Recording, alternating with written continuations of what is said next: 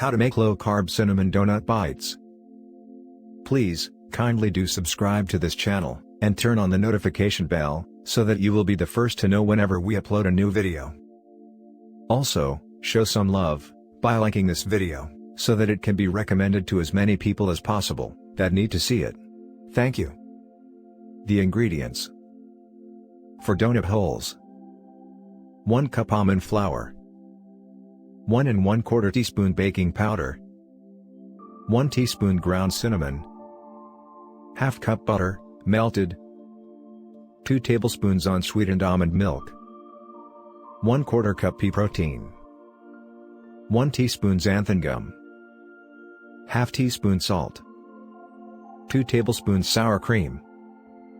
For cinnamon coating: 1/4 cup butter, melted, 1/3 cup erythritol, 2 teaspoon ground cinnamon, 3 tablespoons powdered erythritol. The preparation: 1. Measure out and prepare all of the ingredients. Preheat the oven to 325 F. 2. In a mixing bowl, stir together all of the ingredients for the donut holes. The dough should be a bit sticky, to form into balls. 3. Line a baking sheet with parchment paper, and roll the dough with clean hands, into small balls.